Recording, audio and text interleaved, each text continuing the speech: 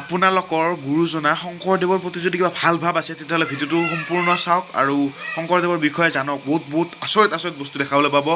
আৰু যদি নাই ভিডিঅ'টো নাচলেও কথা নাই, বেয়া নাপাওঁ। আৰু গাটো ধুই কিনে চালে অলপ বেছি ভাল লাগে দিয়কচোন, অলপ ধৰ্মীয় বস্তু না। এনে কৈছোঁ। নমস্কাৰ জনাইছোঁ আপোনালোকক ক্ৰেজি আছামৰ বেলেগ এটা ধৰণৰ ভিডিঅ'লৈ। আজি মানে আমি আছোঁ পাটবাউসী ন? পাটবাউসী সত্ৰ, শংকৰদেৱ সত্ৰ আচলতে। পাটবাউসী জেগাখিনিৰ নাম পাটবাউসী।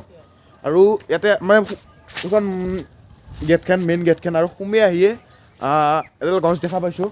আৰু দাদা এজন আছে, দাদাজনে মই জনামতে গাছডাল শংকৰদেৱে ৰোপণ কৰিছিল নেকি এইবিলাক গাছ? এই গাছডাল ৰোপণ কৰা নাই, মানে কি নিজে ফুটি অলা গাছ।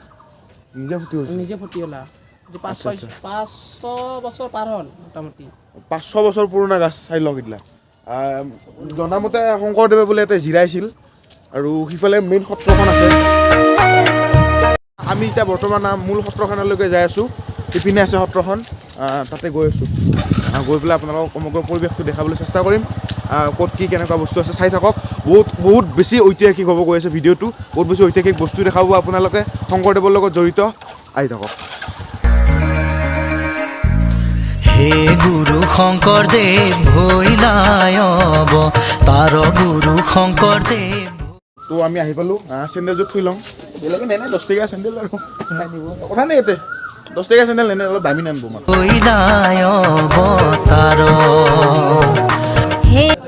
সোমাই আহিলোঁ। ইপিনে সত্ৰখন আছে। পৰিৱেশটো মানে বহুত বেছি ধুনীয়া দেখা। গুৰু শংকৰদেৱ ভৈলায়ব তাৰ গুৰু শংকৰদেৱ ভৈলায়ব তাৰ। মানে মূল প্ৰৱেশ দৰ্শনৰ সোমাই আহি ইয়াত ভৰি ধুবলৈ দিয়া হৈছে। তো ভৰিখন ধুই লওঁ।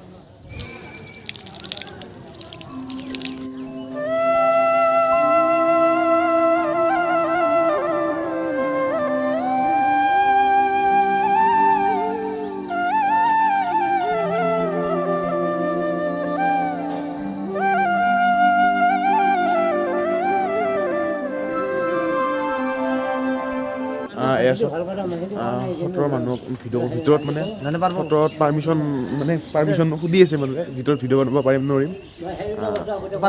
আমাক অনুমতি দিলে ভিডিঅ' বনাব যাম। ভিতৰত যাবলৈ চেষ্টা কৰিম আৰু ভিতৰৰ পৰিৱেশটো আপোনালোকক দেখাবলৈ চেষ্টা কৰিম।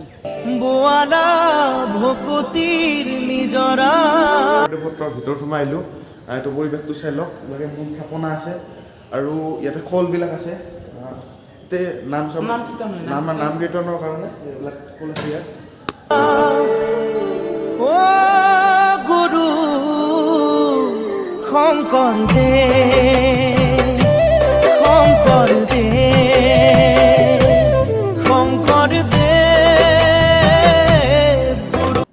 এতিয়া মূল থাপনাখনৰ এইটো পিছফালৰ পৰিৱেশ আপোনালোকে দেখি আছে। এইটো মূল থাপনাখনৰ পিছফাল। তো আপোনালোকক দেখুৱালোঁ ভিতৰৰ ভাগটো, মানে অনুমতিটো লৈ ভিডিঅ'টো বনালোঁ। আৰু ইতিয়াহে মানে আচল ঐতিহাসিক বস্তুখিনি বৰ্তমান ইতিয়াহে দেখা পাব আপোনালোকে। এঠাই নাহে দেখা পাব, ইতিয়াহে দেখা পাব আচল বস্তুখিনি।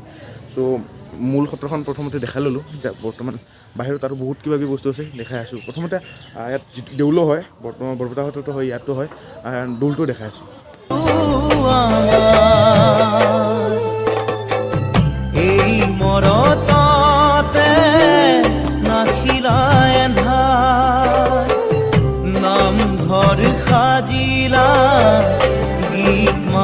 বলক আমি বৰ্তমান শংকৰদেৱ গুৰুজনাৰ এখন বিচনা আছে, বিচনাখন চাওঁ। কালিন্দিয়াৰ বিচনা হয়, শংকৰদেৱৰ হৈছিল। কালিন্দিয়াই আছিল শংকৰদেৱৰ দ্বিতীয় পত্নী আৰু এতিয়াও কালিন্দিয়াৰ বাসগৃহ। এইটো ঘৰতে সংৰক্ষণ কৰি ৰখা হৈছে সেই 500 বছৰৰ পুৰণি বিচনাখন। ইয়াতে আছে। তালা মাৰা নাই হৈছে। খোলা আছে দেই।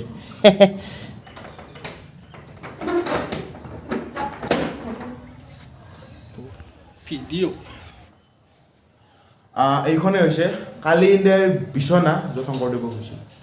মানে 500 বছৰ হ'ল শংকৰদেৱৰ বিচনা বুলি কয়। 500 বছৰ হ'ল এইখন বিচনা। চাই লওক আপোনালোকে।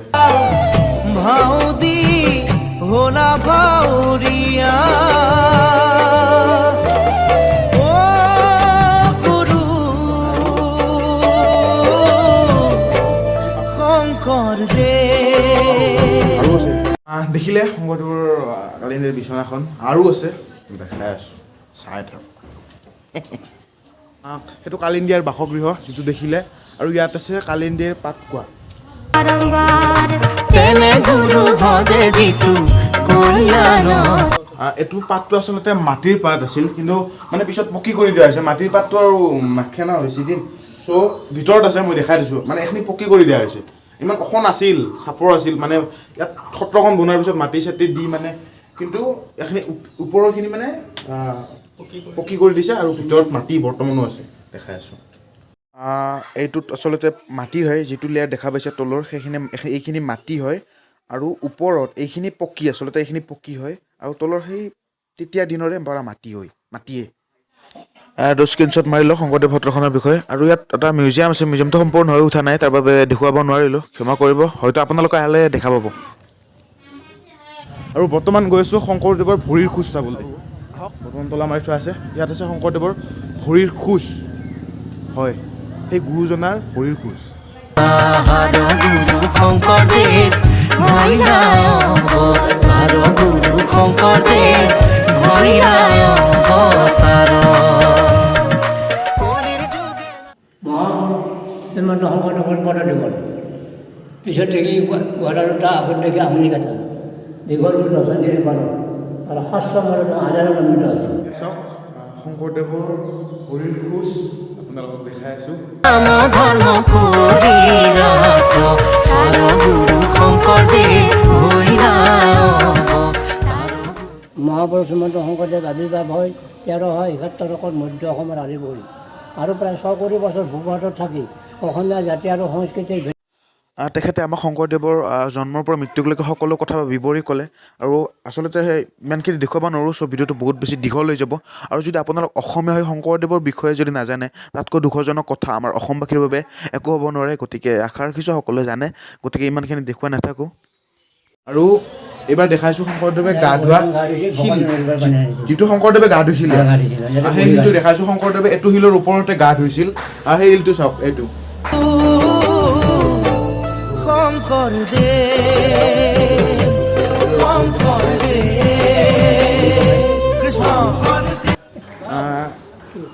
বৰ্তমান সত্ৰখন চালোঁ আমি এটা ঘৰত যাওঁ কিন্তু এটা কথা কৈ লওঁ যে এইখন হৈছে শংকৰদেৱৰ জীৱনৰ শেষৰ সত্ৰখন প্ৰথম সত্ৰ পাতিছিল বৰদোৱাত তাৰপিছত পাতিলে বেলেগ বেলেগত পাতিছে তাৰপিছত যিখন জীৱনৰ শেষ সত্ৰ এইখন পাটবাউসীৰ শংকৰদেৱ সত্ৰ এইকাৰণে পাটবাউসীত পাতিছে শেষৰ সত্ৰখন এটা চবতকৈ জানিবলগীয়া কথা হ'ল শংকৰদেৱ জীয়া আছিল 119 বছৰ কিন্তু তেওঁৰ দ্বিতীয় পত্নী কালিন্দী আই তেওঁ জীয়া আছিল 142 বছৰ শংকৰদেৱতকৈ বেছি জীয়াই আছিল কালিন্দী আই শংকৰদেৱৰ দ্বিতীয় পত্নী মই কৈ আছোঁ শংকৰদেৱৰ দ্বিতীয় পত্নীগৰাকীয়ে জীয়াই আছিল শংকৰদেৱতকৈ বেছি বছৰ 142 বছৰ ভিডিঅ'টো ইয়াতে সামৰোঁ যদি ভাল পালে লাইক কৰিব কমেণ্ট কৰিব শ্বেয়াৰ কৰিব চেনেলটো ছাবস্ক্ৰাইব কৰিব নে কি কয় এতিয়া আহক মোৰ বহুত ভাল লাগে আৰু ইমান শান্ত পৰিৱেশ মানে অলপো হাল্লা নাই বহুত শান্ত পৰিৱেশ শ্বেয়াৰ নাম মাইকো নাপালোঁ মানে ইমান মানে শান্ত পৰিৱেশ